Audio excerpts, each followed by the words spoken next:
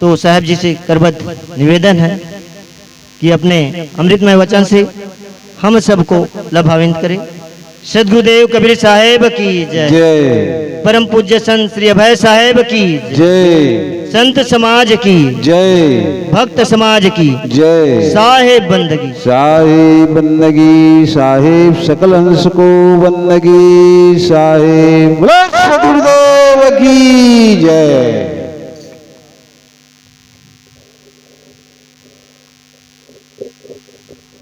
गुरु के सुमिरन मात्र से नासत विघ्न अनंत, ताते सर्वारंभ में ध्यावत है सब संत। गुरु है बड़ा गोविंद से मन में देख विचार, हरि सिर जय तो बार बार, गुरु सिर जय तो पार, गुरु सिर जय तो पार।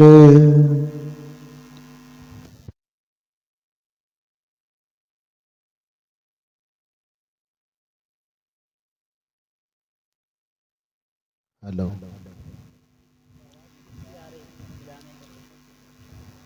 मेरे व्यवहारिक एवं पारमार्थिक जीवन के प्रबल प्रेरणा स्रोत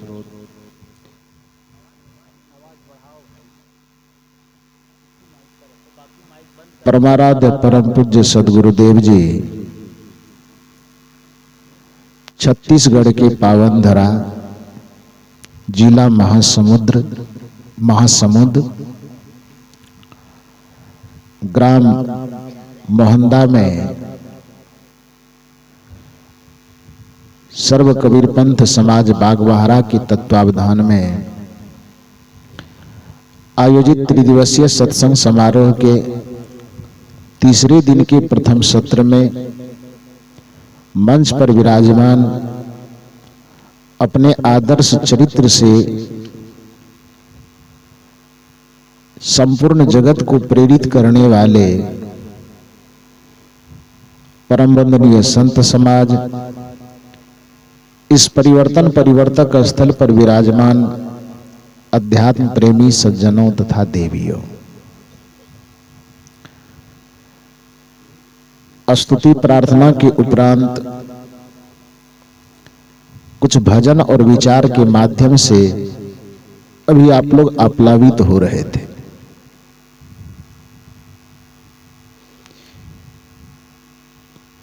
पूर्व में पूज्य श्री यतेंद्र साहब जी बड़ी सुंदर बात आप लोगों को बता रहे थे। उसमें एक भाव उनका स्पष्ट हुआ कि कोई मंत्र जप लेना सत्संग नहीं है, माला हाथ में फेर लेना सत्संग नहीं है, कोई पूजा पाठ कोई कर्मकांड कर लेना सत्संग नहीं है। तब सत्संग है क्या? सदगुरु कबीर साहब की दृष्टिकोण में सत्संग किसे कहा जाए, आज इसी पर थोड़ा सा निवेदन मैं करूंगा। सदगुरु कबीर साहब की एक साखी सबसे पहले हम लोग सुनते हैं। आपा तजे हरि भजे, नक्सिक तजे विकार, सब जीवन से निर्वैर रहे, साधु मता है सार। ये किसी एक व्यक्ति के लिए, एक पंथ के लिए, एक मजहब के लिए सत्संग का सारांश नहीं बताया गया, बल्कि इस धरती के जितने मनुष्य हैं जो भी भक्ति के मार्ग में, सत्य के मार्ग में, शांति के मार्ग में यात्रा कर रहे हैं, चाहे वह किसी मत का हो, किसी पंथ का हो, किसी संप्रदाय का हो, किसी वर्ग का हो, किसी वर्ण का हो, किसी भी देश काल और परिस्थिति में रहने वाला व्यक्ति शांति के पथ में जो भी यात्रा कर रहा है, साधना के पथ में, भक्ति के पथ में, धर्म के पथ में जो भी यात्रा कर रहा है, उन सब के लिए सत्संग का मार्ग, भक्ति का मार्ग यही है। हम कौन माला जपते हैं, कौन सा नाम जपते हैं, किस गुरु से दीक्षित हैं, किस मत से जुड़े हुए हैं, किस पंथ से जुड़े हुए हैं, कोई बहुत ज्यादा मायने ये नहीं रखता है। मायने यह रखता है कि आपके जीवन में विकारों का उन्मूलन कितना हुआ है। आवाज थोड़ा बढ़ा दीजिए।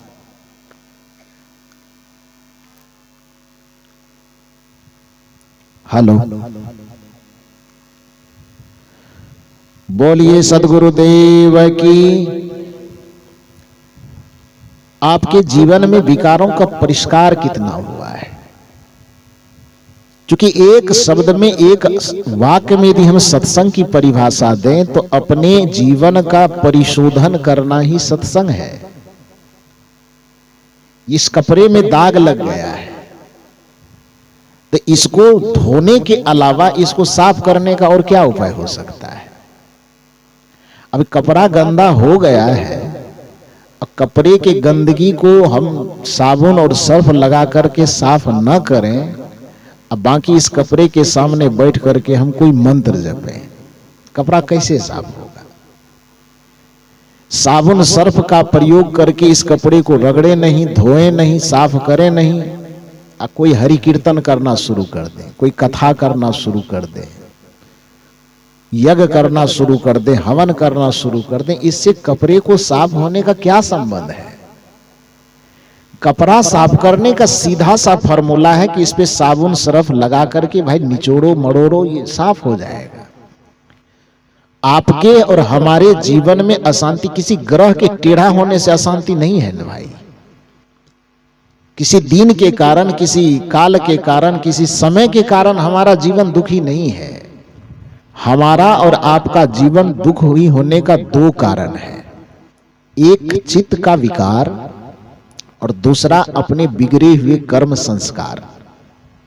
इस दो चीज के अलावा इस संसार में मनुष्य के न तो कोई सुख का कारण है न दुख का कारण है। पहला कारण है अपने चित्त का विकार, मन का विकार। जिसका मन विकार से भरा हुआ होगा वो दुनिया में भगवान का भी भगवान हो जाए, भक्त की तो बात छोड़ दीजिए, वो भगवान का भी भगवान हो जाए, फिर भी यदि उसका चित्त विकारों से भरा हुआ है तो पूरे ब्रह्मांड में उसके सुखी होने का कोई उपाय नहीं है। तो विकारों से भरा हुआ चित्त, विकारों से भरा हुआ मन दुख का पहला कारण। और दूसरा कारण है अपने बिगड़े हुए कर्म और संस्कार। उसी बिगड़े कर्म संस्कार को कोई तकदीर भी कहता है, भाग भी कहता है, नसीब भी कहता है। क्योंकि भाग, नसीब, तकदीर कोई अलग से चीज नहीं है कि कोई भगवान लिख देता है। भाग, नसीब, तकदीर भी आप ही लिखते हैं, आपके ही कर्म का वह तीसरा रूप है। क्योंकि दर्शन शास्त्र कहता है कि कर्म के 3 स्तर हैं। पहला क्रियामान कर्म, जो वर्तमान में हमारे द्वारा संपादित हो रहा है उसको क्रियामान कर्म कहा जाता है। कर्म हो करके जो जमा हो चुका है उसको हम संचित कर्म कहते हैं। कर्म किए, जमा हो गया और जमा होने के बाद उसका फल मिलना अब प्रारंभ हो गया है, उसको प्रारब्ध कर्म कहते हैं। तो जिसे प्रारब्ध कर्म कहा जाता है उसी प्रारब्ध को प्रकारांतर से कोई नसीब कहता है, कोई भाग्य कहता है, कोई तकदीर कहता है। तो यदि आपके भाग्य में दुख लिखा हुआ है तो इसका यह मतलब नहीं कि कोई भगवान लिखा दिया और भगवान उसको मिटा देगा, कि हम चढ़ावा चढ़ा देंगे, फूल माला दिखा देंगे, अगरबत्ती दिखाएंगे तो भगवान प्रसन्न हो जाएंगे और उससे हमारा तकदीर बदल देगा ना। भगवान आपकी तकदीर को बनाया ही नहीं तो भगवान आपकी तकदीर को कैसे मिटा सकता है? अपने भाग्य को, अपने तकदीर को बनाने वाले भी आप ही हैं। इसलिए इतनी सी बात काफी है कि कर्म प्रधान विश्व करी राखा, जो जस करहि सो तस फल चाखा। यदि किसी को यह लगता है कि हम बुरे कर्म कर करके भगवान की पूजा अर्चना करके उस बुरे कर्म के फल से बच जाएंगे, तो कबीर साहब ने प्रश्न किया, करे बुराई सुख चाहे। सवाल है उसमें कैसे, क्योंकि आप जानते हैं कि व्याकरण कहता है कि जहां पर क्या लग जाए, कब लग जाए, कौन लग जाए, कैसे लग जाए, किस लिए लग जाए, तो क्या है वो? कब, क्या, कौन, कैसे, ये प्रश्नवाचक चिन्ह है। कबीर साहब सवाल करते कैसे लगा करके, करे बुराई सुख चाहे, कैसे, व्हाट, क्या, प्रश्नवाचक चिन्ह, हाउ। करे बुराई सुख चाहे, कैसे पावे कोई, रोपे पेड़ बबूल का तो आम कहां से हो। साहब कहते हैं कि बुराई अपने अंदर पाल करके बबूल का बीज लगा करके तुम आम का परिणाम चाहते हो, आम का फल चाहते हो, कैसे संभव है? कर्म तो हमारा गलत बोया जा रहा है और परिणाम हम अच्छा चाह रहे हैं, तो उसमें कोई भगवान सहयोगी कैसे होगा? प्रकृति के नियम से भगवान भी बंधे हुए हैं। अच्छा, एक बात आप जान लीजिए, मान लीजिए जो भगवानवादी ईश्वरवादी मान्यता में जीने वाले लोग हैं, उनके ही कथनानुसार भगवान इस धरती पर क्यों आते हैं? प्रकृति के नियम को बिगाड़ने के लिए कि उसको बचाने के लिए क्यों आते हैं? स्वाभाविक बात है कि जो भगवान के अवतार को इस धरती पर मानते हैं, उनसे भी पूछिए कि भाई आप भगवान को इस धरती पर किस लिए लाते हैं? प्रकृति के नियम को बिगाड़ने के लिए लाते हैं कि प्रकृति के नियम को बचाने के लिए लाते हैं? सीधी सी बात है, उनका भी जवाब होगा, यदि दिमाग सुलझा हुआ होगा उसका, तो वो यही कहेंगे कि भाई प्रकृति के नियम की जो अवहेलना कर रहे थे लोग, उस अवहेलना से प्रकृति के नियम को सुरक्षित करने के लिए ही भगवान को आना पड़ता है। तो जब प्रकृति के नियम को बचाने के लिए उनको आना पड़ा, तो गलती करने पर फल अच्छा मिले, ये प्रकृति के नियम के अनुकूल है कि विरुद्ध हो जाएगा? यदि किसी भगवान को हमने लड्डू चढ़ा दिया, सोना चांदी चढ़ा दिया और कुछ चढ़ा दिया, और उसके बदले में हमारे गलत कर्म को भगवान अच्छे कर्म में बदल देता है, तो फिर वह भगवान एक घुसखोर पदाधिकारी से ज्यादा बड़ा कैसे हो जाएगा? वो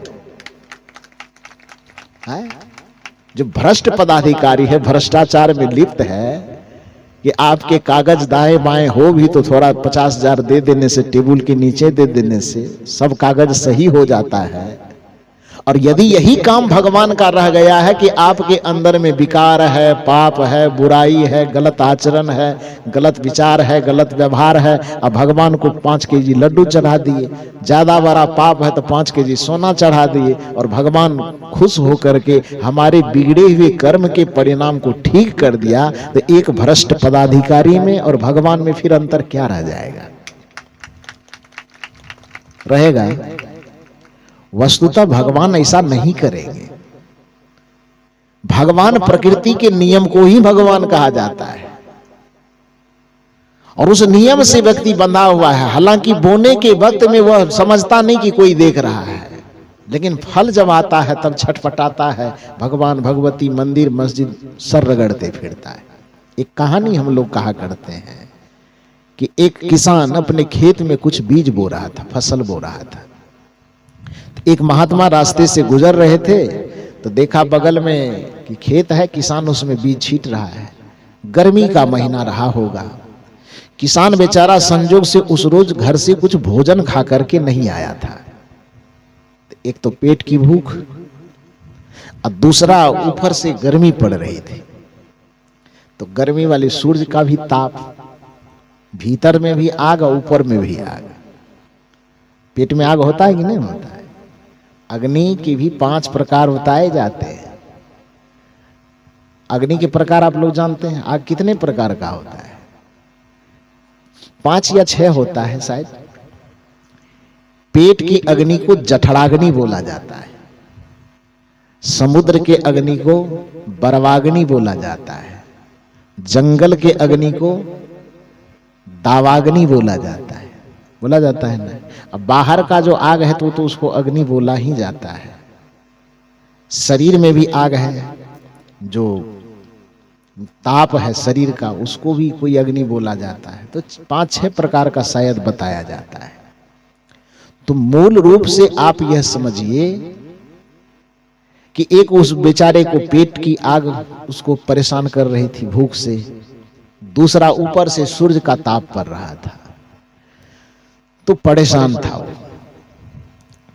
और बगल से जो महात्मा जी गुजर रहे थे, देखा कि किसान छींट रहा है, तो महात्मा जी अचानक पूछ बैठे किसान से कि क्या बो रहे हैं। तो शायद बेचारा पेट उठ भरा रहता, गर्मी न लगती तो थोड़ा शांत होकर के जवाब देता। क्योंकि किसान जो होते वो सरल सहज होते ही हैं, तो महात्मा का बात सुन करके वो सहजता से जवाब दे सकते थे। लेकिन शायद एक तो घर का कोई टेंशन होगा, भूख भी होगी और ऊपर से गर्मी से माथा भी गर्म होगा, तो उसमें जवाब थोड़ा कड़क हो गया। उसने महात्मा से कहा तो कोई काम धाम नहीं मिलता है, क्या बोरे नहीं बोरे, जाइए आप रास्ते से। महात्मा जी फिर मुस्कुराते हुए बोले कि क्या बोल रहे हैं, थोड़ा बता दीजिए।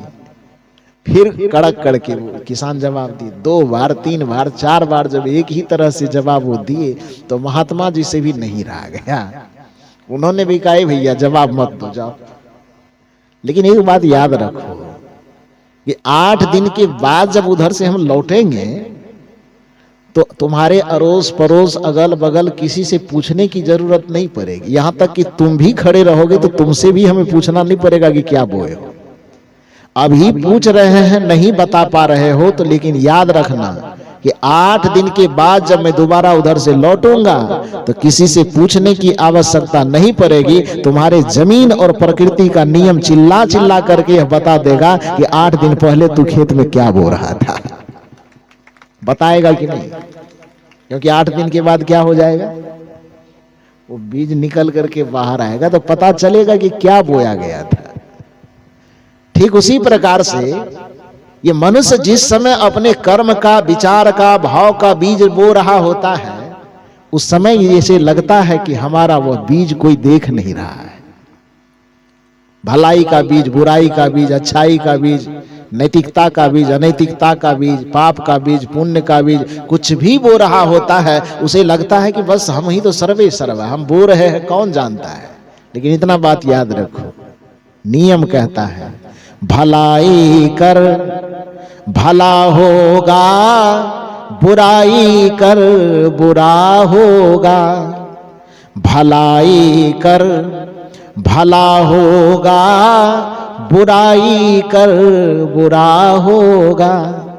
कोई देखे या ना देखे, खुदा तो, इस्लाम परंपरा की मान्यता में जी रहे हो तो खुदा को देखो, और सनातन परंपरा में जी रहे हो तो भगवान को मानो, ईश्वर कहो, परमात्मा कहो, जो मर्जी है वो कहो, लेकिन वो देखता होगा। तो यह परमात्मा का अर्थ ये मत लगाइए कि आसमान में बैठ करके कोई देखता होगा। परमात्मा का अर्थ यहां पर यह लगाइए कि वह नियम देख रहा है, जिसको वेद की भाषा में रित कहा जाता है। ऋतस्य तंतु विततम, कि पूरे सृष्टि रित के तंतुओं से बुना हुआ है। तंतु मैंने समझते ना, धागा, जैसे ये कपड़ा विभिन्न धागाओं से जुड़ा हुआ है, उसी प्रकार से वेद के ऋषि कहते हैं ऋतस्य तंतु विततम, पूरे प्रकृति का निर्माण रित के तंतुओं से बुना हुआ है। रित मतलब नियम, रित का मतलब अनुशासन, रित का मतलब मर्यादा। ये पूरे संसार मर्यादा, नियम और अनुशासन के तंतुओं से, धागा से बंधा हुआ है। उस धागा से कोई पार पाना चाहेगा, आदमी की बात छोड़ो, जिसे हम भगवान कहते हैं वह भी इस दायरे में यदि आ गए तो भगवान भी उस चीज से पार नहीं हो पाएंगे। उसको भी इस नियम के साथ ही जीना होगा। जैसे देश का कोई प्रधानमंत्री हो जाए तो क्या प्रधानमंत्री उस संविधान के नियम से बाहर हो जाता है क्या? राष्ट्रपति हो तो क्या देश के संविधान का नियम उस राष्ट्रपति के ऊपर लागू नहीं होता है? उस संविधान के मर्यादा में जैसे देश का एक सामान्य नागरिक हो, कि राष्ट्रपति हो कि प्रधानमंत्री हो, जैसे देश में रहने वाला हर एक नागरिक, चाहे गरीब किसान हो कि रोड पर भीख मांगने वाला हो कि वहां प्रधानमंत्री और राष्ट्रपति के कुर्सी पर बैठा हो, उसको संविधान के दायरे में जीना पड़ता है। उसी तरह से इस प्रकृति में आने वाला, चाहे वह कोई सामान्य मनुष्य हो कि चाहे वह भगवान कहलाने वाला हो, उसको प्रकृति के नियम के दायरे में जीना पड़ता है। उस नियम से बाहर और ऊपर कोई नहीं हो सकता है। और प्रकृति का नियम यही कहता है कि यदि आप बुरा करोगे तो बुरा मिलेगा, यदि आप अच्छा करोगे तो अच्छा मिलेगा। किसी को प्रेम बांटोगे तो तुम्हें प्रेम मिलेगा, किसी के जीवन में जहर घोलोगे तो तुम्हारे भी जीवन में जहर घोला जाएगा, किसी के आंख में आंसू डालोगे तो तुम्हारे भी आंख से समुद्र की धारा निकलेगी। यदि किसी के जीवन में आपने आह भरी है, दुख भरा है, दर्द भरा है, तो देर सवेर, आज न कल, कल न परसों वह मिलेगा। कबीर साहब की भाषा में कहें तो कबीर कमाई आपनो कभी न निष्फल जाए, सात समुंदर आरा परे। यदि अपने कर्म के फल से बचने के लिए कोई व्यक्ति सात समुद्र पार भी चला जाए, फिर भी कर्म का फल पीछा करते करते उसके पास पहुंच जाएगा। कैसे पहुंचेगा? इसको महर्षि चाणक्य ने एक तर्क से समझाया है कि यथा धेनु सहस्त्रेषु वत्सु गच्छति मातरम तथा यच कृतं कर्मम कर्तारम अनुगच्छति। यथा धेनु, यथा माने जैसे, धेनु का मतलब गाय। यथा धेनु सहस्त्रेषु, सहस्त्र मतलब हजार, सहस्त्रेषु हजारों में, यथा धेनु सहस्त्रेषु वत्स, वत्स का मतलब बच्चा। तो यथा धेनु सहस्त्रेषु वत्स गच्छति, गच्छति माने चला जाता है, जाना। तो यथा धेनु सहस्त्रेषु गच्छ वत्स गच्छति, कहां पर? तो मातरम, मातरम माने माता के पास। ध्यान से समझिए, यथा धेनु सहस्त्रेषु वत्स गच्छति मातरम। जैसे 1000 गाय हो, मान लो कि इस खेत में 1000 गाय हो, बंधी हुई हो या चर रही हो। संजोग से दरवाजे पर एक गाय नया नया बछड़ा को जन्म दिया है। अभी 1 सप्ताह, महीना, दिन लगभग उस बछड़े को जन्म लेने से हुआ है। उस बछड़े के गर्दन में रस्सी बांध करके उसके सामने से उसके मां को, उस गाय को खोल लिया जाए। 1000 गाय जो मैदान में खड़ी है उसके बीच में जाकर के छुपा दिया जाए। थोड़ी देर के बाद, 10 मिनट के बाद, उस बछड़े के गले से वहां पर दरवाजे पर रस्सी खोल दी जाए, तो बच्चा कहां जाएगा? और 1000 गाय जो है तो भटकेगा ना, भटकेगा कि नहीं भटकेगा? भटक सकता है, संभव है, लेकिन अटकेगा नहीं। भटकना अलग चीज है और अटकना अलग चीज है। तो 1000 गाय आसपास रहने के कारण हो सकता है कि भटकेगा, कभी उस गाय के पास, कभी उस गाय के पास जाएगा, लेकिन रुकेगा नहीं। रुकेगा कब? वो जब वह अपने मां के पास पहुंच जाए। देखिए दर्शन कितना सुंदर है। महर्षि चाणक्य कहते हैं कि यथा धेनु सहस्त्रेषु वत्सु गच्छति मातरम। हजारों गायों के बीच में भी यदि किसी बछड़े की मां को छुपा दिया जाए तो वह बच्चा ढूंढते ढूंढते देर सवेर ही सही, लेकिन वह अपने मां के पास जाकर के ही रुकेगा। तथा यच कृतम कर्मम कर्तारम अनुगच्छति। ठीक उसी प्रकार से कर्ता के द्वारा किए गए कर्म का फल देर सवेर ढूंढते ढूंढते उस कर्ता के पास ही पहुंचेगा। कर्म के फल से बचा नहीं जा सकता है। चाहे वह किसी भगवान को हम अपने माथे पर रखें, भगवान बेचारा खुद नहीं बच पाता है तो वो कैसे बचा लेगा? कहा जाता है, श्रीमद् भागवत महापुराण में एक कथा आती है कि राजा दशरथ जी स्वर्ग में बैठे हुए। अब बैठे हैं कि नहीं बैठे हम सर्वे करने नहीं गए थे, कथा में ऐसा लिखा हुआ है।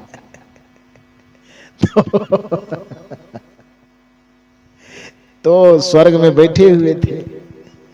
संजोग की बात है कि निरीक्षण करने के लिए दुर्वासा ऋषि गए, तो घूमते घूमते देखा कि दशरथ जी मायूस होकर के बैठे हुए।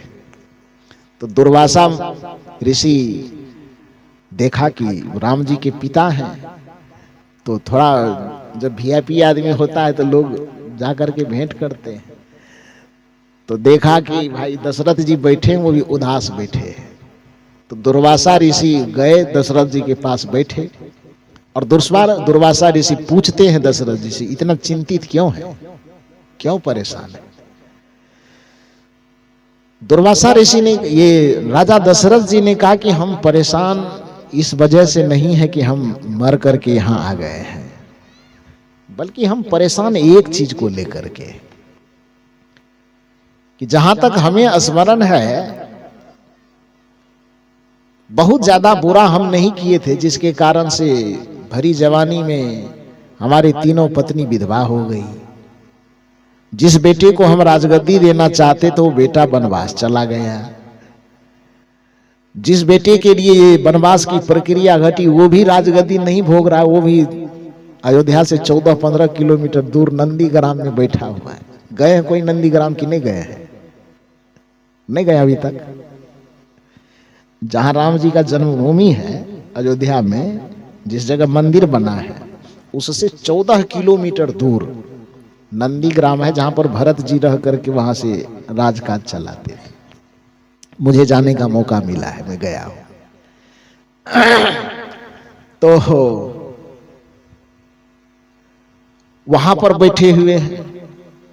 एक तो वनवास का कष्ट ही राम के लिए काफी था, और उसमें भी, उस कष्ट में भी और भयंकर कष्ट हो गया कि सीता का हरण हो गया। अब राम जी विकल होकर के दर दर भटक रहे हैं। बहू वहां परेशान, बेटा वहां परेशान, तीनों विधवा पत्नी वहां महल में परेशान, एक बेटा वहां जंगल में नंदीग्राम में वैसे परेशान। तो पूरा परिवार इतना तबाह हुआ। आखिर क्या गलती किया गया था मेरे द्वारा, क्या बुरा हुआ मेरे परिवार के द्वारा, ये इतना भयंकर दुख। और कुछ हमको दुख मिले तो हम मान लेते हैं कि राजा होंगे, किसी को गलत फैसला सुनाए होंगे, मिर्गा तिरगा मारते रहते थे, तो उसके परिणाम में ये दुख आया हो। जी। तो मान लेते हैं कि हमसे कुछ भूल चूक हुआ होगा तो उसका सजा मिल गया। ये भी मान लेते हैं कि कौशल्या से, कैकेयी से, सुमित्रा से कोई गलती हुई होगी, इसलिए उनको दुख मिल गया। तो इतना दूर तक तो बुद्धि समझने के लिए तैयार है। लेकिन राम के जीवन में इतना भयंकर दुख है, जहां तक बचपन से मैं राम को देख रहा हूं, सपने में भी कभी किसी का बुरा न किया है, न बुरा सोचा है, लेकिन फिर भी उसके जीवन में इतना भयंकर दुख। योग बन रहा था राजगद्दी का, योग बन गया कौन चीज का?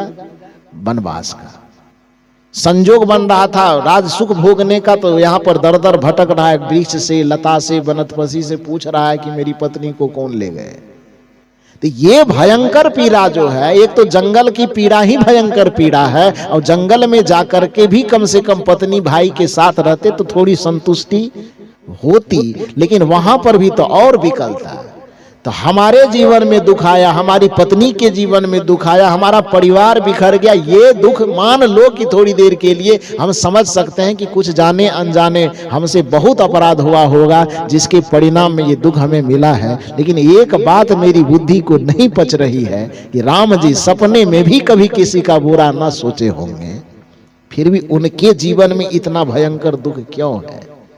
हालांकि ये कहानी कहने की मुझे कोई जरूरत नहीं थी, लेकिन कर्म विधान क्या होता है, कर्म विधान की बात से सामान्य आदमी की बात कौन कहे, जिसे भगवान कह करके हम पुकारते हैं, उसको भी उस कर्म तंतु के, ऋतस्य तंतु विततम के अधीन कैसे आना पड़ता है, इसको समझाने के लिए कहानी कहना पड़ेगा।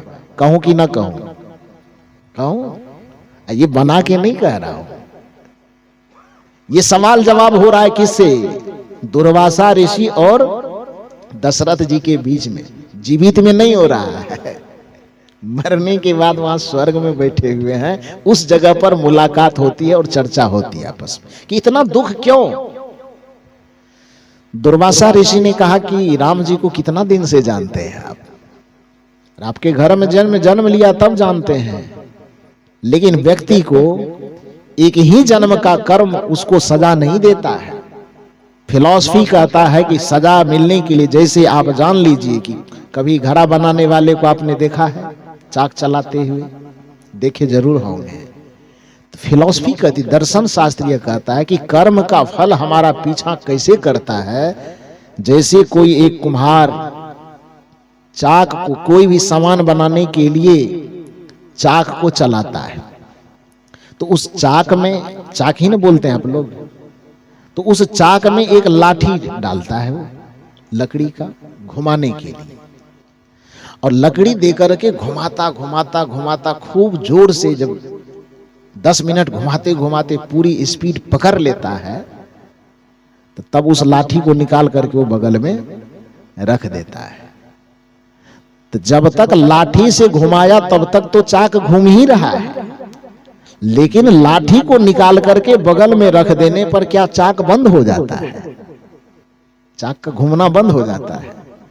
नहीं, उस लाठी को निकाल करके बगल में रख देने पर भी चाक में जब तक गति भरी रहती है तब तक वह चाक नाचते रहता है। ठीक उसी प्रकार से आपके आत्मा में इस शरीर रूपी लाठी को लगाने से जब तक उस कर्म की गति चलती है तब तक तो चलती ही है, लेकिन इस शरीर रूपी लाठी को निकाल करके फेंक देने के बावजूद भी आत्मा के साथ उस कर्म का गति चलते रहता है। इसलिए कई जन्मों का जब फल होता है, वो अभी के समय में किया गया कर्म का फल वह दूसरे जन्म में भी मिलेगा। दूसरे में भोग करके पूरा नहीं कर पाइएगा तो तीसरे जन्म में मिलेगा। जबकि यूं कहिए कि 1000 जन्म तक में भी पूरा नहीं कर पाइएगा तो हजारों जन्म लगेगा इसको भोगने में, तो पर भी आपके कर्म का फल नहीं मिटेगा।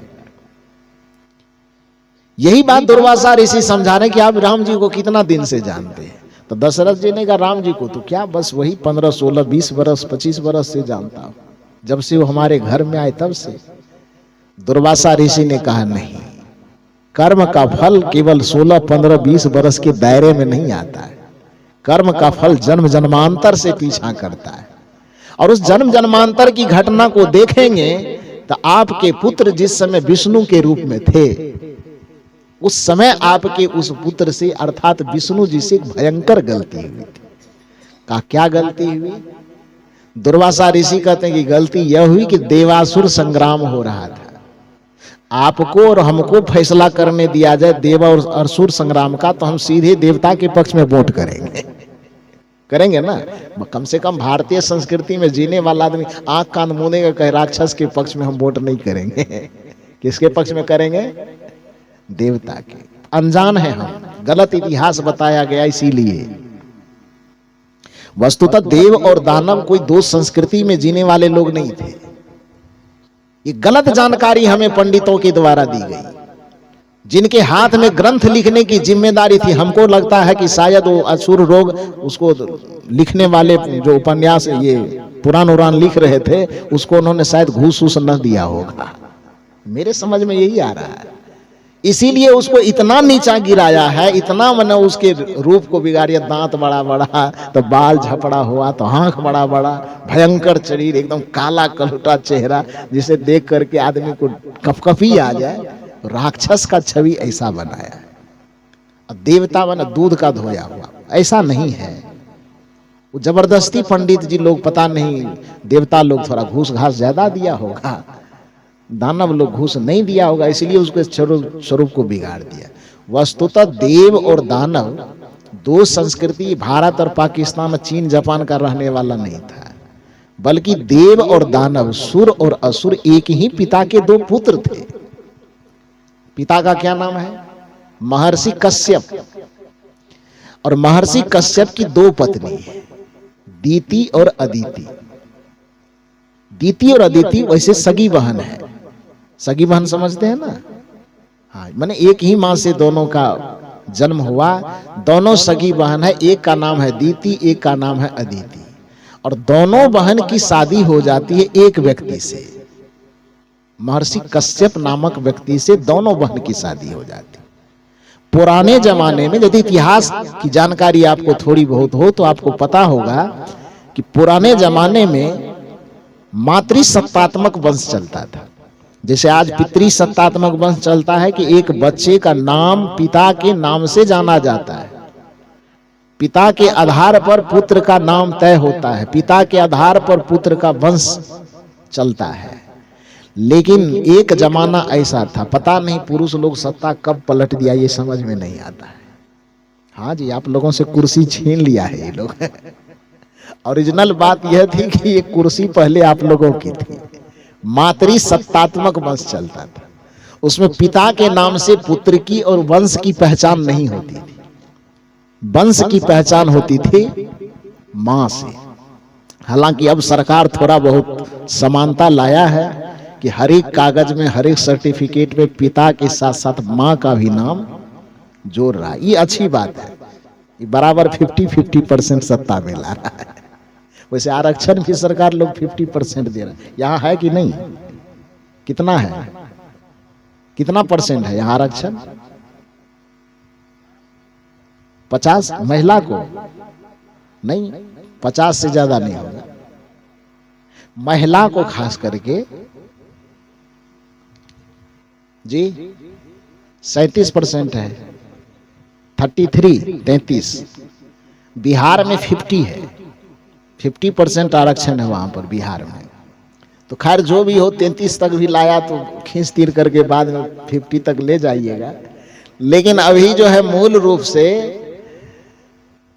सरकारी दस्तावेजों में मातृ पितृ दोनों सत्ता को नियंत्रण में ला करके हर एक कागज में लगभग मां का नाम और पिता का नाम, दोनों का नाम दिया जाने लगा, और ये अच्छी बात है, होना भी चाहिए।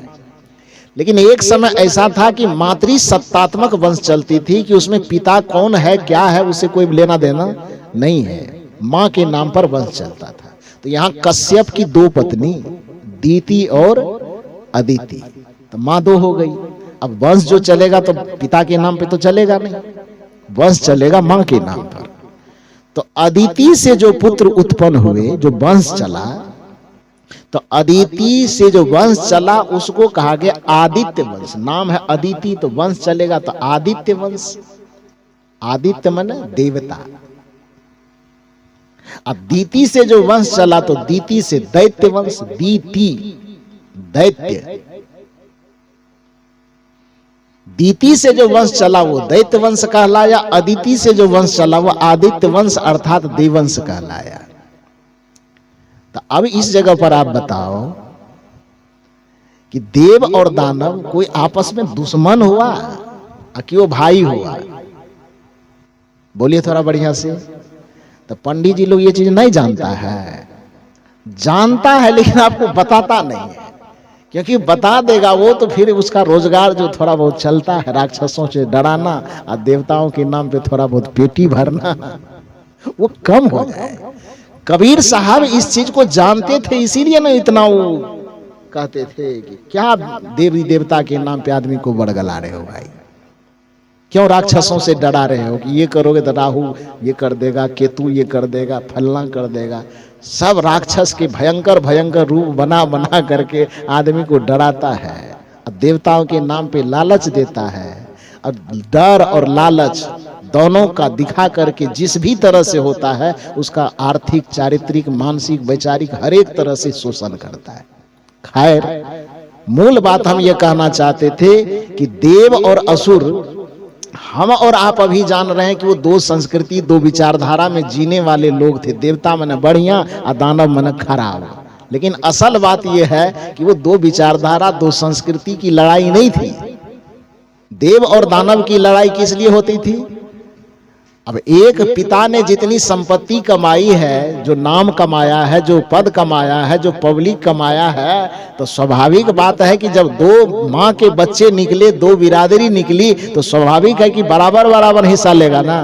देवता लोग चालाकी करता था, वो चालाकी करके किसी को सपोर्ट में खड़ा करके उसका धन अपहरण कर ले। 3 डेग में पूरा जमीन लिखवा लिया वामन भगवान ने। कहा 3 जग करने के लिए 3 कदम जमीन चाहिए, और केवला होने के लिए गया तो उसका सब संपत्ति लिखा लिया। इसको कथा बना करके कह दिया गया कि 3 पग में पूरा ब्रह्मांड नाप लिया। देवता क्षमा कीजिए, ऐतिहासिक दृष्टिकोण से यदि आप इसका अध्ययन करेंगे तो वस्तुतः वो कोई भगवान, कोई राक्षस वाला कोई कहानी नहीं। बस इतनी सी बात है कि बड़ा भाई थोड़ा तेज तर्रार था, जो देवता कहलाता था, छोटा भाई सीधा सरल दूसरे पिता का पुत्र था, छल कपट करके उसका धन अपहरण कर लेता। तो छोटका वाला क्या करेगा? आरती उतारेगा। ये दांव पेच भी करके जो भी जैसे होगा उसका छिनभिन करेगा वो। तो देव और दानव का ये संग्राम है, मतलब दो भाइयों का संग्राम। तो पौराणिक दृष्टिकोण से इसको न देख करके थोड़ा ऐतिहासिक दृष्टिकोण से इसको देखने का प्रयास कीजिए। तो अब चूंकि ये कहानी में कह रहा था, क्या विष्णु जी के बारे में बता रहे हैं कि जब आप राम जब तक आपके पुत्र हैं तब से आप जान रहे हैं, लेकिन जिस समय में आपके पुत्र विष्णु के रूप में थे उस समय में एक बार देव और असुर का संग्राम हुआ। तो आज के नजरिए से उस देवासुर संग्राम को मत देखिएगा, जो पंडित जी ने आपको दिखाया है उस नजरिए से आप देवासुर संग्राम देखेंगे तो हम तो मैंने सीधी सी बात कहेंगे कि हम देवता के पक्ष में खड़े हो जाएंगे, यही नहीं कहिएगा। लेकिन मेरी निगाह से, इस मंच के निगाह से थोड़ा देखिए कि उस देव और असुर के संग्राम को आप दो संस्कृति, दो विचारधारा से न जोड़ करके बस एक पिता के दो पुत्र के नजरिए से देखिए। तो उस जगह पर आप देखेंगे तो क्या करना पड़ेगा आपको? उचित अनुचित, न्याय अन्याय देखना न पड़ेगा। दोनों भाई का विवाद है, विष्णु जी को विवाद सुलझाने के लिए बुलाया गया, लेकिन पता नहीं देवताओं की तरफ से विष्णु जी को भी कुछ मिला होगा, मोटा रकम। उचित फैसला न करके और उन्होंने क्या किया, असुरों के खिलाफ जाके एकदम, सुदर्शन तो रहता ही था, पूरा धराधर एकदम असुरों का गला काटते चला गया। तो बेचारा असुर लोग जब पराजित होने लगे तो भागे। उसमें दो असुर अपना जान बचा करके भागे। भागते भागते भागते भागते, प्राण किसको प्रिय नहीं है भाई? धन संपत्ति बाद में हो जाएगी, जीवन पहले बचे। तो अपना जीवन बचाने के लिए भागे। भागते भागते भागते भागते एक जंगल में गए। उस जंगल में वहां पर एक आश्रम झलका। उस आश्रम के आगे में एक बूढ़ी माता कुछ बना रही होगी। वो आश्रम किसका था? महर्षि भृगु का। किसका आश्रम था? भृगु।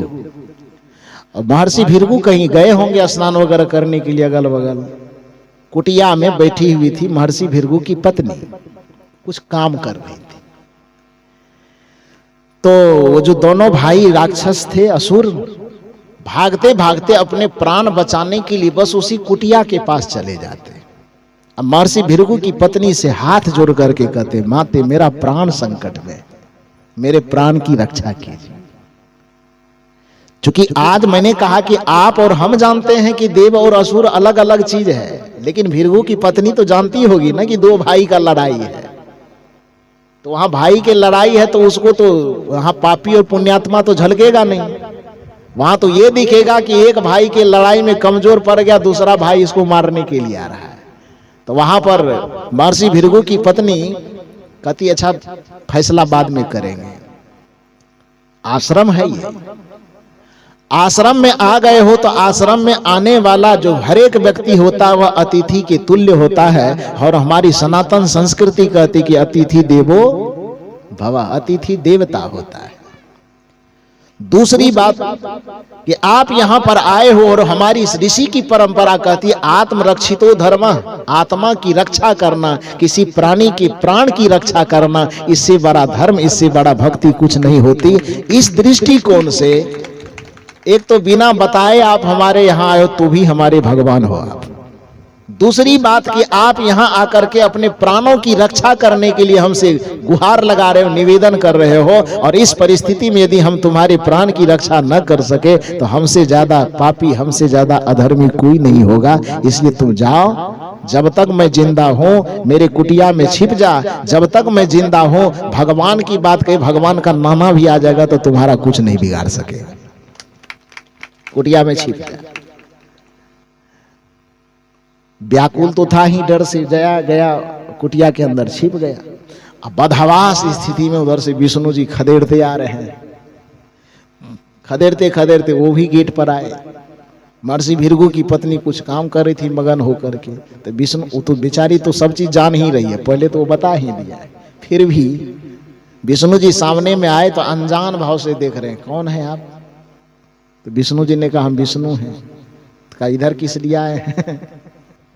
आपके तरह नहीं ना होगा जो आरती लेके खड़ा रहेगा। क्योंकि वो जानते थे कि देव और दानव बस दो विचारधारा में जीने वाला लोग है। आप और हम उसको जबरदस्ती भगवान बना दिए। तो विष्णु जी को महर्षि भृगु की पत्नी पूछती, आप कौन? कहा विष्णु। का क्या काम था इधर आए हैं?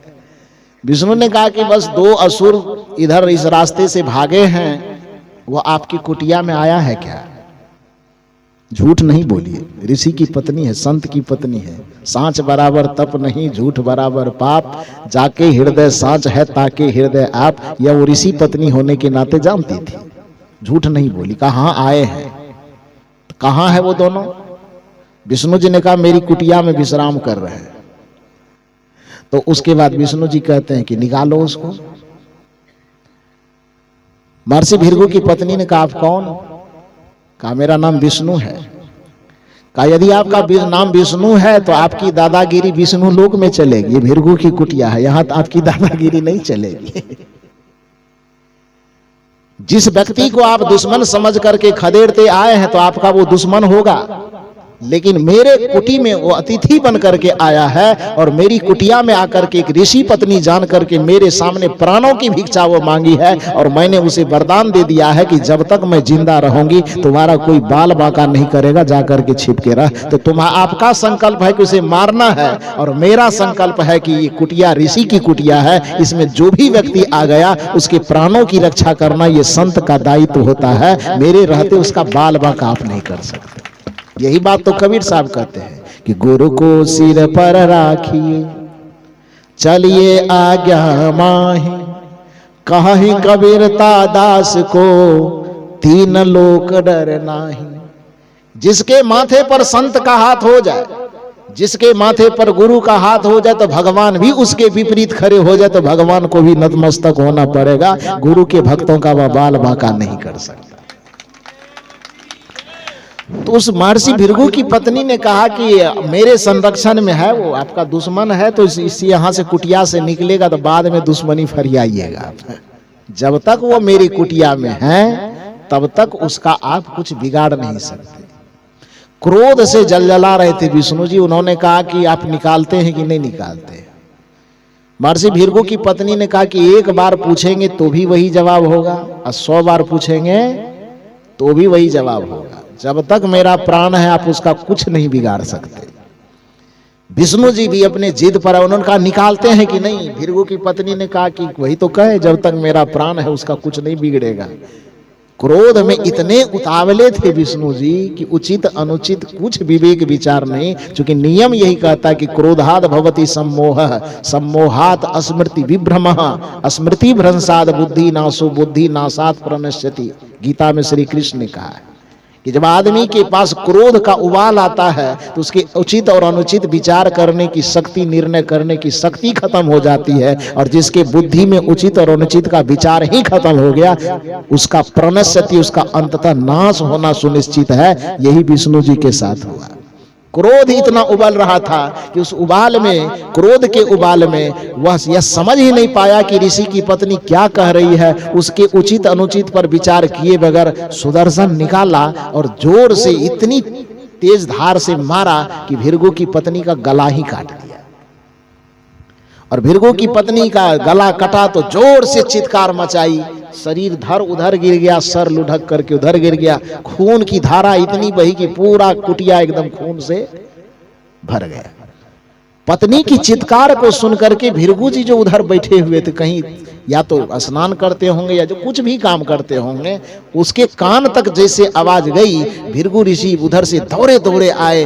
कुटिया के सामने आते हैं तो कुटिया में देखते हैं कि हमारी पत्नी तो लहूलुहान होकर के गिरी हुई, गर्दन उधर है, सर उधर है, धर उधर है, खून की धार पूरे आश्रम में। बदहवास हो गए।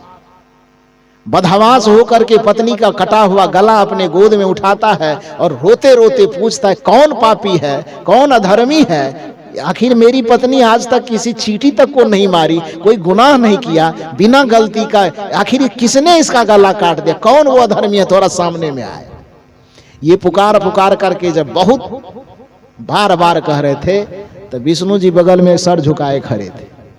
क्योंकि कोई कितना बड़ा हिटलर हो, जब उससे गलती हो जाती है तो उसका ब्लड प्रेशर सीधे एकदम डाउन हो जाता है, तुरंत ठंडा। तो विष्णु जी की गर्मी अब शांत हो गई थी, क्योंकि पाप कर चुका था। और जब भृगु जी उधर चिल्ला चिल्ला करके कह रहे हैं तो विष्णु जी सर झुकाए खड़े हैं। 2 बार 4 बार भृगु जी के गरजने पर विष्णु ने कहा कि भगवान, जिस पापी की आप तलाश कर रहे हैं वो पापी मैं ही हूं। भृगु जी ने कहा, आप दुनिया तो आपको भगवान कहती, ये कौन सा भगवान पना है? आप पालन करता कहलाते हैं, ये पालन करता का यही काम है। क्या किया आपने? मेरी पत्नी का गलती बता दो कि गलती क्या किया उसने, क्या गुनाह था? अपनी जीवन भर किसी चींटी तक को नहीं मारा, फिर भी उसका गला आपने काट दिया। आप तब कहना बंद हो गया। वो तो मर्यादा है तो आप बोल रहे हैं, लेकिन उस आवेश में आप कहेगा किसी को कोई? जितना अभद्र हो सकता था, जितनी भड़ास निकाली जा सकती थी, सारी भड़ास उसके ऊपर में निकालते निकालते उन्होंने कहा कि अब तो मेरी पत्नी मर गई, इसके वियोग में हम जिंदा नहीं रह पाएंगे, तो हम ही प्राण छोड़ रहे हैं। लेकिन अपना प्राण छोड़ने से पहले, जा रे विष्णु, मैं तुझको श्राप देता हूं कि तुम्हारी पत्नी की, जैसे मेरी पत्नी की कोई गलती नहीं थी, उसके बावजूद भी तूने उसका गला काटा, तरपा तरपा करके मार दिया। अब मैं उसके वियोग में मैं भी तरफ तरफ करके मर रहा हूं, तो जा, मैं जो तुझे श्राप देता हूं कि आगे जन्म में तुम्हारी भी पत्नी की कोई गलती नहीं रहेगी, फिर भी तुम्हारे वियोग में तुम्हारी पत्नी तड़पेगी, और जैसे मैं तरफ के मर रहा हूं, तू भी अपनी पत्नी के वियोग में तरफ तरफ करके मरेगा। और यही श्राप विष्णु को मिला, जो राम के जन्म में उसको भुगतना पड़ा। सामान्य संविधान के नियम में भी मर्डर केस की सजा कितना होता है? मर्डर वाला जब केस में फंसता है तो उसकी सजा कितनी होती है? आजीवन कारावास कहा जाता है, लेकिन काट छाट के 14 वर्ष में शायद पूरा होता है ना। लेकिन हालांकि अब तो शायद कानून बदल गया है, आजीवन का मतलब जब तक जीवन बचे तब तक। पता नहीं क्या हुआ, उतना हम नहीं जानते। श्री राम जी को उस सजा, कर्म का सजा भुगतना पड़ा। ये कहानी में बना करके नहीं कह रहा हूं, ये पंडितों के पुराणों में ही ये कथा कही गई है। और ये कथा कौन सुना रहे हैं? ये मत कहिएगा कि अब साहब सुना रहे हैं। ये कथा दुर्वासा ऋषि सुना रहे हैं। किसको? महाराज दशरथ को। कहां सुना रहे हैं?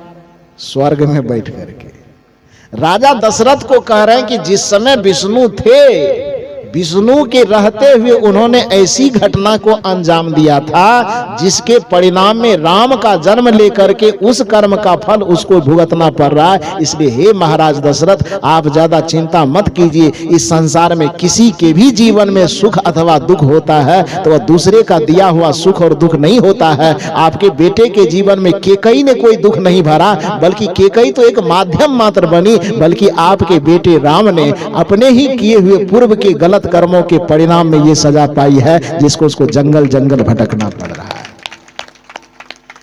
मेरा मूल रूप से कहना यह था कि प्रकृति के नियम के अधीन, प्रकृति में जीने वाला, चाहे वह सामान्य मनुष्य हो, चाहे कोई भगवान कहलावे कि अवतारी कहलावे कि परमात्मा कहलावे, इस संसार में जो कोई भी आएगा उसे प्रकृति के नियम के अधीन जीना होगा। इसलिए अपने कर्म को कभी मत बिगाड़िए। मैंने कहा कि आदमी के जीवन में 2 कारणों से दुख है। एक चित्त में विकार होने के कारण, और दूसरा बिगड़े हुए कर्म के कारण। यदि कर्म बिगड़ा है वर्तमान में तो स्वाभाविक है कि आपका भाग्य भी बिगड़ जाएगा। यदि कर्म वर्तमान में बिगड़ा है तो स्वाभाविक है कि आपका प्रारब्ध भी बिगड़ जाएगा, आपका नसीब भी बिगड़ जाएगा। और यदि उस प्रारब्ध के बिगड़े होने के कारण आप वर्तमान में अच्छा भी करोगे और फिर भी यदि आपके जीवन में दुख पीड़ा परेशानी आ रही है तो फिर आप दोष देते हो ग्रह को, नक्षत्र को, और उसको सीधा करने के लिए हाथ में अंगूठी पहनते हो, तो गला में चेन पहनते हो, तो धागा बांध, काला धागा, लाल धागा, काला टीका, लाल टीका, पता नहीं क्या क्या प्रयोग करते हैं। लेकिन वो कोई काला टीका, कोई धागा, कोई मंत्र, कोई जंतर कुछ नहीं बचा पाएगा, क्योंकि वह दोष, वह दुख ग्रह और नक्षत्र के कारण नहीं आ रहा है। वह दुख, वह दोष आपके ही किए हुए कर्म जो अब भाग बन चुके हैं, उस भाग्य के कारण आपके जीवन में दुख आ रहा है। यदि उस बिगड़े हुए भाग्य को आप बदलना चाहते हैं तो उसका उपाय अंगूठी पहनना या ताबीज पहनना नहीं है। उसका एक उपाय है। एक तो आप हृदय से पश्चाताप करो कि हे सदगुरु, हे गुरु, हमसे जो पूर्व में जाने अनजाने गलती हो चुकी उसके लिए क्षमा करो। ये प्रायश्चित करना। और इसका दूसरा, प्रायश्चित करते हुए दूसरा काम क्या करना, यदि कोई आदमी आपको रोते हुए मिले और आप उसके लिए कुछ कर सकें तो ऐसा करो कि उसके आंख से आंसू पोंछा चला जाए। यदि कोई प्यासा आदमी मिले तो बिना निर्लोभता पूर्वक, बिना कोई कामना के उसे पानी पिलाओ। यदि कोई भूखा मिले तो बिना किसी कामना के उसे भोजन कराओ। यदि कोई निर्धन छात्र नहीं पढ़ पा रहा है और आपके पास सामर्थ्य है तो उस सामर्थ्य का सदुपयोग करके, यदि उसको सहयोग करके आपके धन से यदि कोई गरीब विद्यार्थी पढ़ करके ऊंचे पद पर, अच्छे जगह पर जीवन जीने के लिए चला जाता है तो समझ लेना कि आपके पाप कटने का वो अवसर मिल रहा है। आपको ये काम करने से आपका पाप कटेगा। यदि कोई गरीब, कोई लाचार, कोई विवश, कोई दुखी, कोई परेशान व्यक्ति आपके सामने आ जाए तो आप घमंड में अपने सीने को चौड़ा मत करें कि हम बहुत दाता हैं इसलिए हम उसको दे रहे हैं, बल्कि आप उस सदगुरु का, परमात्मा का धन्यवाद कीजिए कि हे भगवान, हे गुरु, हे परमात्मा, आपने वो अवसर प्रदान किया कि आपने जो मेरे पास योग्यता संपदा दी है उसको किसी के देने लायक बनाया है। तो आज ने आप वो अवसर दे दिया कि सामने में कोई आ गया, इसीलिए मैं उसे दे रहा हूं ताकि मेरे जीवन का बोझ थोड़ा हल्का हो, मेरे मन का विकार थोड़ा हल्का हो, मेरे मन का पाप थोड़ा हल्का हो और हमारा जीवन भविष्य में सुखी हो सके। इसलिए वो देने के समय में जिसको दे रहे हैं उस पर रोब मत दिखाइए, बल्कि उसको विनम्रता पूर्वक प्रणाम कीजिए कि आप आए हैं तो हमें कुछ देने का अवसर मिला है, मौका मिला है, इसलिए आपको बहुत बहुत धन्यवाद है। यदि ऐसा आप करते हैं तो अंगूठी पहनने की जरूरत नहीं पड़ेगी, आपका बिगड़ा हुआ भाग सुधर जाएगा। यदि आप किसी प्यासे को, प्यासे मतलब केवल आदमी नहीं, कोई प्राणी मिले, तड़प रहा हो, विकल हो, परेशान हो, वो परेशानी का वजह चाहे जो हो, कुछ भी वजह हो, उसके परेशानी को, तकलीफ को दूर करने में आपके जीवन का क्षण यदि लगता है, आपके जीवन का अर्थ यदि लगता है तो समझ लेना कि आपके पाप के घटने का, आपके पूर्व में किए गए अपराध को घटने का और उस अपराध के फल से मुक्त होने का अवसर अब आपके सामने में आ गया है। तो अंगूठी पहनो न पहनो, प्यासे को पानी जरूर पिलाओ। ताबीज पहनो कि न पहनो, किसी भूखे को भोजन जरूर कराओ। यदि आप कुछ करो न करो, कोई पूजा करो न करो, पाठ करो, सरस्वती पूजा आई, मुझसे लोग पूछते हैं सरस्वती पूजा करना चाहिए कि नहीं करना चाहिए। मैं कहता हूं बिल्कुल करना चाहिए, लेकिन करने का तरीका थोड़ा बदल दो। सरस्वती पूजा आता है तो मूर्ति बैठा करके उसके सामने डीजे बजा करके डांस मत करो, अश्लील गीत मत सुनो, बल्कि सरस्वती पूजा ही करना है तो उस रोज यदि आपके पास सामर्थ्य है तो 100 कॉपी और कलम खरीद लो और 100 गरीब बच्चों में उसको बांट दो, आपकी सरस्वती पूजा हो गई। दुर्गा पूजा करना चाहिए कि नहीं करना चाहिए? बिल्कुल करना चाहिए, लेकिन तरीका थोड़ा सा बदलो। मूर्ति बैठा करके करोड़ों रुपए खर्च मत करो, बल्कि जिस रोज दुर्गा पूजा हो, कुंवारी कन्याओं के लिए, किसी के लिए कॉपी कलम, कोई कपड़ा वगैरह हो सके तो खरीद लो और उसको जा करके गरीबों में बांट दो। जिसको जरूरत है उसके बीच में बांट दो, आपकी दुर्गा पूजा सफल हो जाएगी, सार्थक हो जाएगी। पूजा करना कोई गलत नहीं है। यदि कोई पूजा, कोई पाठ आपके संस्कृति में आता है, उसको थोड़ा सा मोड़ दे दीजिए, समझ लीजिए कि पूजा हो गई। तो कहने का ये अर्थ है, आपके जीवन में दुख के 2 कारण, एक तो आपके बिगड़े हुए कर्म और दूसरा आपके चित्त में भरा हुआ विकार। प्रश्न यह था इस मंच का कि सत्संग किसे कहा जाता है?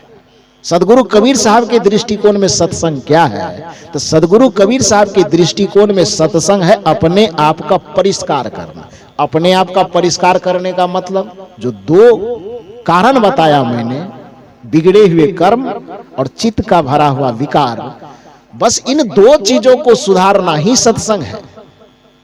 बिगड़े हुए कर्म को सुधारिए, जिस वजह से सुधरेगा। यदि वह काम आप करना शुरू कर रहे हैं तो कौन सा माला जप रहे हैं कि माला नहीं जप रहे, उससे कोई मतलब नहीं है। आपके द्वारा सत्संग होना शुरू हो गया। आपके चित्त में काम, क्रोध, लोभ, मोह, ईर्ष्या, द्वेष, छल, कपट, प्रपंच इत्यादि जो विकार भरे हैं, उस विकारों को यदि आपने बाहर करने का यत्न करना शुरू कर दिया, बाहर करने का संकल्प लेना और संकल्प के साथ साथ वैसा आचरण करना आरंभ कर दिया, आप माला जपते हैं कि न जपते हैं, छापा तिलक लगाते हैं कि नहीं लगाते हैं, उससे कोई मतलब नहीं, आपके द्वारा सत्संग होना शुरू हो गया। इसका यह अर्थ नहीं कि मैं कहता हूं टिकाऊ का मत लगाइए, लगाते हैं, आपको अच्छा लगता है लगाइए, नहीं अच्छा लगता, किसी को उजला अच्छा लगता है, किसी को लाल अच्छा लगता है, किसी को पीला अच्छा लगता है, वो तो शोभा है। जैसे वस्त्र शरीर की शोभा है, उसी तरह से अपनी संस्कृति, सभ्यता और मर्यादा में कोई व्यक्ति उजला तिलक लगाता है, धन्यवाद है उसको, कोई लाल लगाता है उसको भी धन्यवाद, कोई पीला लगाता है, कोई नीला लगाता है उसको भी धन्यवाद। तो टीका आप लगाते हैं, वो आपके संस्कृति की एक शोभा है, उसको बुरा नहीं कहा जा सकता। लेकिन आप ये मत मान लीजिए कि हमने टीका लगाया, धागा पहना, माला पहना, छापा लगाया और यही सत्संग, यही भक्ति हो गई ना, वो भक्ति नहीं है। भक्ति है अपने हृदय को सरल कर लीजिए, अपने हृदय को प्रेम से भर लीजिए, प्राणियों के प्रति सद्भावना रखिए, भूखे को भोजन, प्यासे को पानी करवाइए। और यह काम जब आप करते हैं, प्राणियों पर के प्रति दया सेवा का भाव रखते हुए और अपने मन में भरे हुए मनोविकारों को धोना जब आप आरंभ कर देते हैं, तो बस जहां पर हैं आप, वहीं पर आपसे सत्संग और भक्ति होना आरंभ हो जाता है। कबीर साहब की दृष्टि में यही सत्संग है। और इससे ऊपर उठ करके थोड़ा आत्मा का शोधन करना, विकारों से जैसे मुक्त करेंगे आत्मा अपने मूल स्वरूप में लौटेगा, और आत्मा का मूल स्वरूप में लौट आ जाना ही परम शांति की प्राप्ति कहलाता है, परमानंद और ब्रह्मानंद की प्राप्ति कहलाता है। तो मूल रूप से आप समझिए कि सदगुरु कबीर साहब की दृष्टि में सत्संग क्या है, इस पर थोड़ा बहुत विवेचन मैंने किया। एक साखी जिसकी पूरी व्याख्या तो अभी नहीं हो पाई, अगले सत्र में भी उसको थोड़ा बहुत छू लेंगे। वह साखी क्या है कि आपा तजे हरि भजे, नख सिख तजे विकार, सब जीवन से निर्वैर रहे तो साधु मता है सार। सत्संग का सार, साधु मत का सार यही है कि आप कौन माला जपते हैं कि नहीं जपते हैं, कौन टीका लगाते हैं कि नहीं लगाते हैं, किस मंदिर में जाते हैं कि नहीं जाते हैं, इससे सत्संग और भक्ति को कुछ लेना देना नहीं है। हाँ, वो आपके सदाचार का एक हिस्सा हो सकता है, जाते हैं तो अच्छी बात है, नहीं जाते तो भी कोई गुनाह नहीं करते। लेकिन इतना जरूर ध्यान दें कि अपने कर्मों का सुधार करना, अपने चित्त को निर्मल बनाना, अपने मन को विकारों से मुक्त करना, काम, क्रोध, लोभ, मोहादि अहंकार विकार से दूर होना, यह सत्संग की पहली सीढ़ी है। आपा तजे हरि भजे, नखसिक तजे विकार, सब जीवन से निर्वैर रहे साधु मता है सार। थोड़ा बहुत निवेदन आपके सामने किया, शेष अगले सत्रों में कुछ निवेदन और किया जाएगा। आप लोग इतनी गर्मी में भी मेरे विचारों को इतना शांतचित्त होकर के इतना धैर्यपूर्वक सुनते हैं, इसके लिए आप सबों के प्रति बहुत बहुत आभार प्रकट करते हुए, आप सबों को साधुवाद देते हुए अपनी वाणी